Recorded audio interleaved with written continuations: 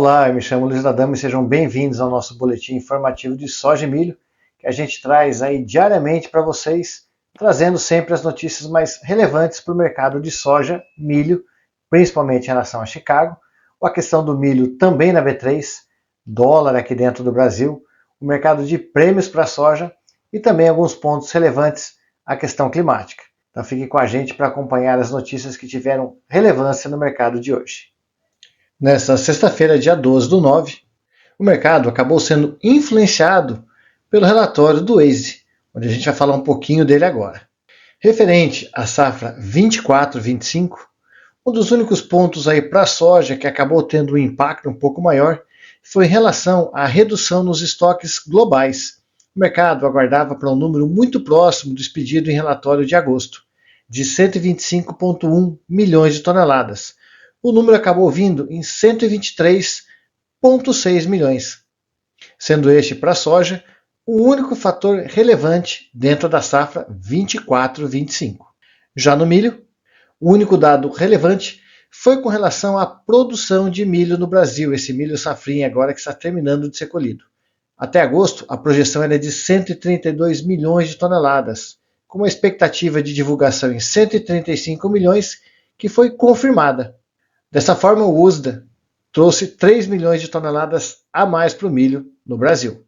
Mas os números que o mercado olhou com mais atenção foram referentes à safra 25/26.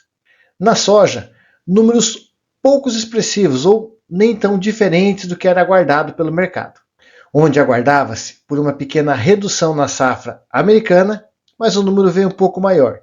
Em agosto foi divulgado 116,8, a expectativa é de 116,4 e o número divulgado agora em setembro em 117 milhões de toneladas.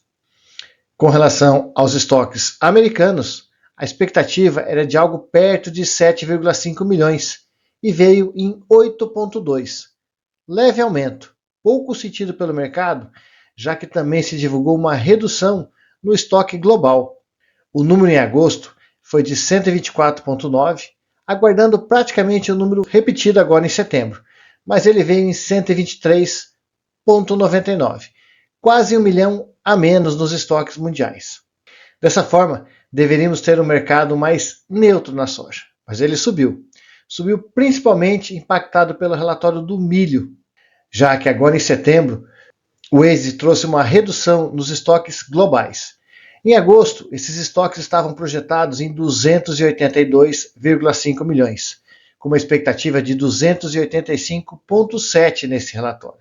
Mas o número veio abaixo até mesmo do agosto, em 281,4. E aqui foi onde o mercado acabou tradando as divergências. Com relação à safra americana, foi projetado em agosto 425,2.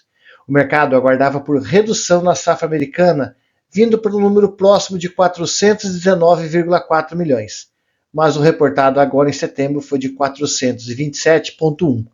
Ou seja, o mercado aguardando por uma boa redução, esse número ainda veio maior que o de agosto.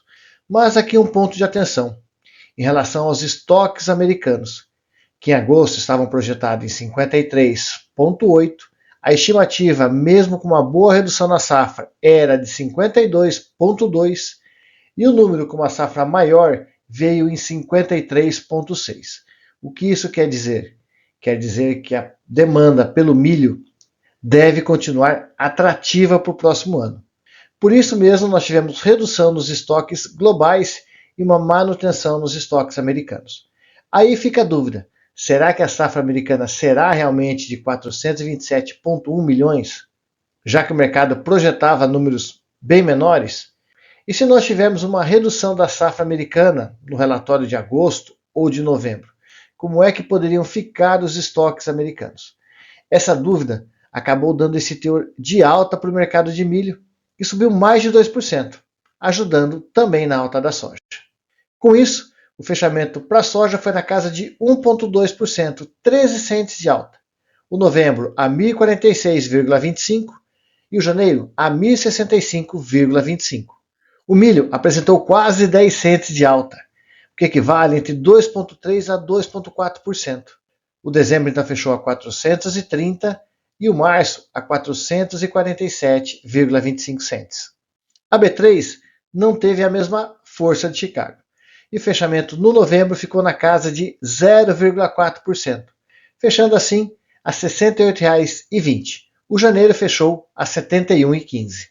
E falando aí dos prêmios de soja, que permaneceram praticamente nivelados em relação ao mercado dos últimos dias, subindo hoje 5 cents, recuperando assim a queda do dia anterior.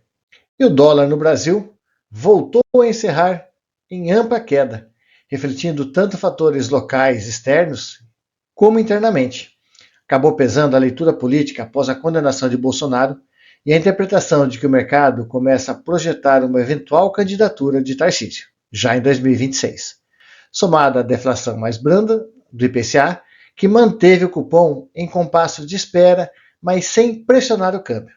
Externamente, o dólar internacional ficou limitado, apesar de dados da inflação ainda firmes nos Estados Unidos e o PPI negativo, com o mercado de trabalho mais fraco, reforçando assim as apostas pelos cortes de juros já no mês de setembro pelo Fed. O cenário então foi de queda de 0,6% no câmbio, com fechamento na casa de 5,3547, para uma variação de 5,3442 e 5,4067. E assim encerramos os destaques dessa sessão. Soja e milho, movimentados pelo relatório do USDA dessa sexta-feira, onde a soja acabou pegando mais carona na alta do milho. Já o dólar vive algumas incertezas do mercado interno, principalmente agora em relação à política, e também pelos fatores externos, que fica cada vez mais clara a queda dos juros americanos agora em setembro, derrubando assim a moeda americana. Fiquem todos com Deus e nos vemos em nosso próximo vídeo.